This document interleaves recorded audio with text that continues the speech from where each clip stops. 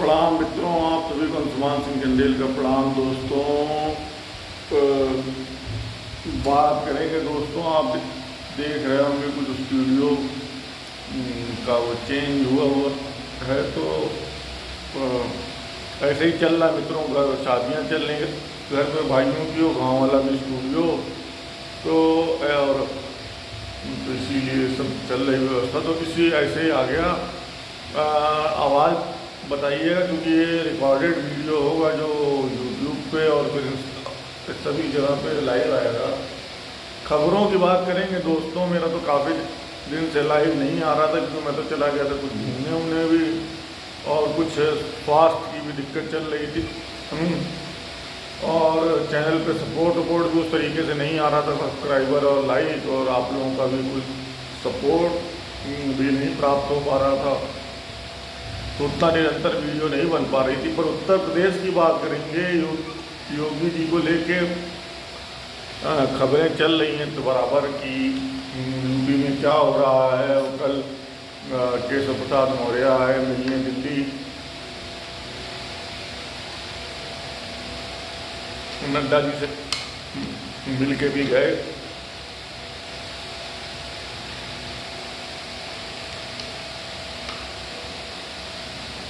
तो क्या चल रहा है उत्तर प्रदेश भाजपा में, तो देखिए इसमें तमाम तरह की खबरें चल रही हैं आपको लखनऊ से और दिल्ली से मीडिया में।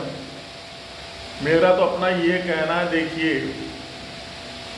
जब ये जो हार, तो पहली बात तो इसको हार मत कहिए।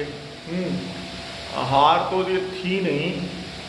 पर ठीक है कि जिस तरीके से चुनाव में समा बंधा और भाजपा ने एक हवा बनाई, जो मोदी जी ने अपने दम पे चुनाव को खींचने की पूरी कोशिश की कि देश की जो 400-450 500 सीटों पे जो चुनाव हो रहे हैं उन पे एक प्रेसिडेंशियल तरीके से एक आदमी के चेहरे पे चुनाव लड़ा जाएगा, और उस सांसदों के उस पे नहीं, अलग अलग अपनी अपनी सीटों पे उनकी लोकप्रियता उनकी उस पे नहीं। जिसमें योगी जी ने यूपी में कहा भी कि टिकट वितरण पे भी बात आई कि उन्होंने करीब आपके समझ लीजिए 30-35-40 सीट ऐसी है जो हार गई भाजपा, जिसमें 30-32 सीट को टिकट के लिए योगी जी ने कहा था, तो उसमें भी उनके निर्णय को नहीं माना गया और केंद्रीय नेतृत्व ने अपना निर्णय थोपा और जो सीटें हार गई। क्योंकि ये केंद्रीय नेतृत्व ये सोच के चल रहा था कि ये जो हवा बनी हुई है, जो भी इंटरनल रिपोर्टिंग थी इनकी, क्या कहानी थी क्या नहीं थी, कि और सबको यही था, चाहे वो सर्वे हो, चाहे वो मीडिया का हो, चाहे किसी का हो, आकलन निजी रूप से मेरा अपना आकलन कि भाजपा इस बार 400-450 सीटें पार कर रही है। और क्या कहते हैं, आपके प्रधानमंत्री तो मोदी जी बन ही रहे थे और उन्हीं के चेहरे पे जीत हासिल होने वाली है। और जो सेकेंड फेज के चुनाव से उन्होंने अपना रैलियों में एक वो लिया, वो आपने देखा, तो उससे क्या कहते हैं ये था कि ये मोदी जी के कंधे पे चुनाव था। अब उसमें 400 पार होने की बात थी, 370 तो भाजपा लाने वाली थी और गठबंधन पार करने वाला था। वो सब नहीं हुआ, सभी के आंकड़े 325-350 सीट तो सब लोग दे ही रहे थे, तो वो नहीं हुआ, तो उसको हार माना जा रहा है। जबकि हार तो वो है नहीं, सबसे बड़ी पार्टी बन के उभरी है, वोट शेयर आज भी उतना ही है। गणित जो बिगड़ा है वो बिगड़ा है सीटों को, जो टिकट का वितरण हुआ है उत्तर प्रदेश की, जो आपकी 80 सीट में आपको था कि आप निकालेंगे 80 सीटें निकालने की उम्मीद थी, जो वहाँ हार हुई है 30-35 सीट 40 सीट जो कम आई है, वही कम है भाजपा की। और उसी से वो जो अपना क्या कहते हैं बहुमत से दूर रह गई और आपको लेके चलो सरकार बन गई। अब ये तब से उसी दिन से मीडिया में और हर जगह उत्तर प्रदेश को लेकर चल रहा है भाई ठीकरा किस पे फोड़ना है। सेकंड नंबर की तो मोदी जी तो एक नंबर के ही हैं, सेकंड नंबर को लेके ये खींचतान खुले जो चुनाव से पहले चल रही थी कि विपक्ष ने की, जो आप समझिए 100 सीट कांग्रेस की आगे किसी, ठीक है उन्होंने मेहनत की, पर वो भी ना आती अगर ये इनकी आपस की खींचतान न चल रही होती। अच्छा, आपस की खींचतान ऐसी है कि अमित शाह जी का जो कद है वो गृह मंत्री का एक अलग कद है, वो चुनाव जिताने वाला है, वो अलग कद है। योगी जी को आप वो नहीं कर सकते हैं। योगी जी को एक समय में तो बनाया तो अमित शाह जी ने ही था और मुख्यमंत्री बनाए गए थे, पर अब फिर उत्तर प्रदेश को लेकर वो चल रही है। तो देखिए भाजपा को ये समझना होगा आप योगी जी के कद को अगर आप मौर्य जी के कद और इनके उससे नापने लगेंगे और उनको हटाने की बात जैसे कभी आपने और उसमें किया है, तो भाजपा को ये बहुत बड़ा इसका नुकसान उठाना पड़ेगा और उठाना अभी ही पड़ा हुआ है। अभी आप देखिए जो उनकी जो से नहीं चली है चुनावी टिकट वितरण में, तो यूपी के ही नतीजों ने भाजपा के रथ को रोक दिया है जो 400 पार होता, और आज आप समझिए बिल पास कराने में या संसद में जो आपकी शक्ति कम है, एक जोड़ तोड़ की सरकार है, वो यही बात है। तो उसके लिए मेरा तो ये कहना है कि भाई उत्तर प्रदेश की राजनीति को बहुत करीब से देखना होगा और फ्री हैंड आपको योगी जी को उत्तर प्रदेश में तो देना ही होगा, और योगी जी को भाजपा संगठन में एक स्थान की क्लियरिटी होगी कि भाई अगला प्रधानमंत्री योगी जी होंगे, अमित शाह जी होंगे, कौन होंगे। नहीं तो ये संगठनात्मक खींचतान चलती रहेगी, जिससे क्या होगा कि पार्टी धड़े और जो वोटर है और जो उसका वो है उसको भी बड़ा नुकसान हो रहा है। तमाम तरह से मुझे डिफेंड करना इंटरनेट में मुश्किल हो जाता है, सवाल प्रश्न लोगों के पूछे जाते हैं। यूपी से अब सपा से हमारे मित्र लगातार प्रश्न पूछते रहते हैं कि भाई आप बताइए कि यूपी में आप अयोध्या क्यों हार गए, ये क्यों हो गया। तो अब उन चीज़ों को डिफेंड करना मुश्किल हो रहा है कि भैया हम क्यों हार गए। बट जब आपके सब कुछ सही था, आपने राम मंदिर भी बना दिया था, आपका योजनाएं भी सही थी, सब कुछ सही था, तो एक अगर वर्ग की एक तरह से वोटिंग करने से ही नहीं ना, आपको उसकी विवेचना करनी होगी। और उसका जो सबसे बड़ा कारण आपको निकल के आएगा वो यही है कि जो केंद्रीय नेतृत्व, उत्तर प्रदेश के नेतृत्व जो सेकंड पोजीशन के लिए भाजपा में जो खींचतान चल रही है ना कि अगला प्रधानमंत्री कौन होगा, मोदी तो नहीं है, तीसरी बार बन भी गए हैं, दूसरा कौन होगा। और दूसरे के लिए जो दोनों लोग हैं, चाहे अमित शाह जी हों चाहे आप योगी जी हो, जिनकी लड़ाई अब खुल के सामने है, वो दोनों ही कद में बड़े नहीं हैं, छोटे नहीं हैं। अमित शाह जी भी अपना आप समझ लीजिए कहाँ से उठ के आए और उसका गृह मंत्री बने और अब एक पूरा उसको चुनाव जिताने वाले चाणक्य के रूप में उभरे। और वैसे ही योगी जी भी अब तीसरे नंबर और स्टार प्रचारक हैं यूपी में उनके उससे। तो उसको भाजपा को अपना नेतृत्व कैसे आगे कल्टीवेट करना है वो देखना है, उसको कैसे, जैसे आपने शिवराज सिंह चौहान जी की एक वहाँ से हटा के केंद्र में भी कोई वो नहीं दिया, उनको वो कर रहे हैं, तो उससे क्या होता है कि राजनीति खत्म होती है। और यही सब कल्याण सिंह के साथ हुआ, तो ये अगर ये सब होगा तो वो भाजपा को ही नुकसान करेगा। तो ये खींचतान भाजपा के अंदर चल रही, जिसका फायदा विपक्ष या वामपंथ को हो रहा है, दक्षिणपंथ का नुकसान है। इसी में जो की कड़ी में आप RSS को नाराज करने की बातें हुई, सारी चीज़ें हुई। तो ये है दोस्तों, तो अभी तो जल्दीबाजी में ये वीडियो बन पाया है, 7-8 मिनट का हो गया है, तो विदा लेंगे दोस्तों। और कोई खबरों की खास बातें हुई तो उस पर आएंगे। मेरा तो ये भी यही कहना है, कल तो जो दिल्ली में आप मीटिंग हुई है उसके नतीजे भी यही देखने को मिलेंगे कि मुझे तो लग रहा है कि नहीं, योगी जी को हटाने की तो बात खैर क्या ही होगी।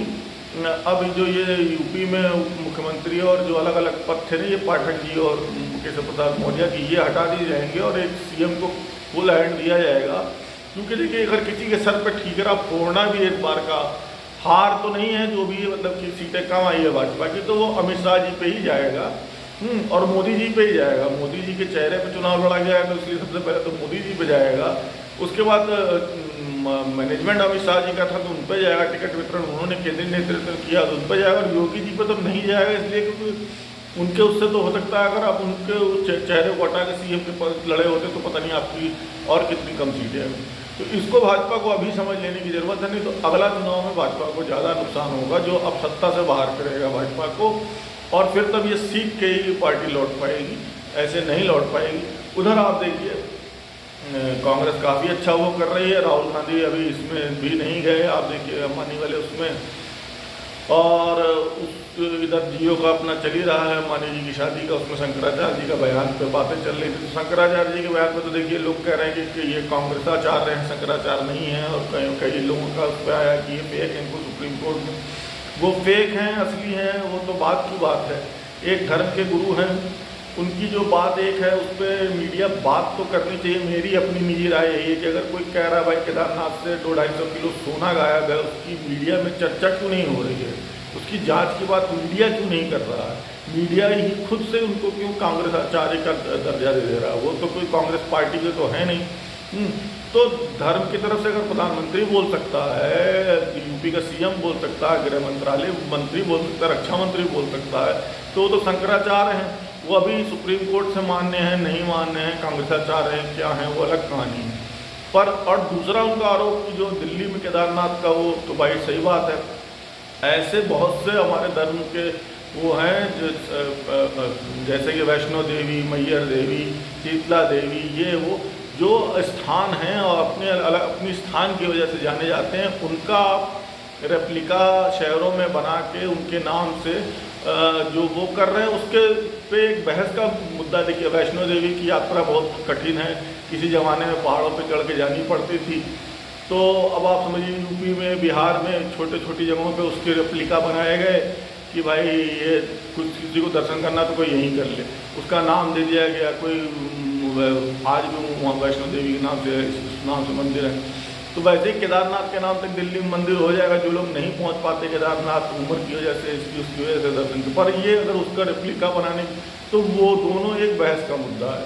क्योंकि जैसे किसी भी धर्म की बात करें भाई, जैसे अब मुस्लिम धर्म में मक्का मदीना है, अब उसका कोई रेप्लिका कहीं बना के, एक ठीक है हज तो नहीं होगा वो, पर एक जो नहीं जा पा रहा है वो अपना मन वो कर लेगा कि चलो वहाँ नहीं जा पाए तो यहाँ तो कर लिए दर्शन, या जो भी नमाज़ पढ़ लिए, तो वो गलत है सही है, ये तो एक पूरा बहस का मुद्दा है। चाहे स्वर्ण मंदिर है उनके उसमें, चाहे बौद्धों में आपके यहाँ स्तूप हैं जो गौतम बुद्ध की वो है, तो अलग अलग धर्मों में अलग अलग चीज़ें।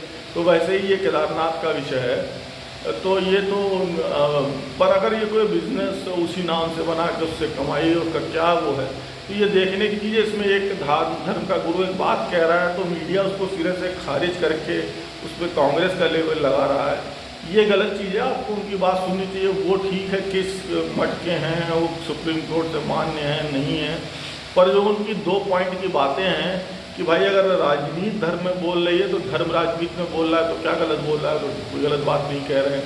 दूसरी बात वो कह रहे हैं कि भाई 200-250 किलो सोना गायब हुआ है तो उसकी जांच होनी चाहिए। अगर कोई कह रहा है तो पहली बात तो छपना चाहिए, उस पर बात होनी चाहिए, जांच तो बाद में होगी, मीडिया उसको सिरे से खरीद कर देता है। तीसरी बात, वो जो दिल्ली में बन रहे हैं मंदिर भी कर रहे हैं, तो उस पर भी बात होनी चाहिए। दिल्ली में अगर केदारनाथ धाम के नाम से कोई मंदिर बन रहा है तो वो क्या रेप्लिका बन रहा है, क्या चीज़ हो रही है, तो उस पर बात जरूर होनी चाहिए। तो मेरी तो ये राय है। तो यही सब चल रहा है मित्रों, और तो कुछ खास चला नहीं, तो यही सब रहा। तो भाजपा की हार पे भी बातचीत चल रही है और चलती रहेगी। तो उसमें तो मैंने देखिए शुरू से कहा कि इनको समझने की बहुत ज़रूरत है, और अभी भी नहीं समझ रहे हैं। IT सेल जो वही रहा, अगर आप रहा, तो चुनाव के नतीजे भी आए हैं और अभी आगे और आएंगे, तो देखने को नतीजे ही इनको सिखा पाएंगे, नहीं तो जिनमें वो चल रहा है उनकी अब आराम तलबी में ही चल रही है समीक्षाएँ। चलिए विदा लेता हूँ मित्रों।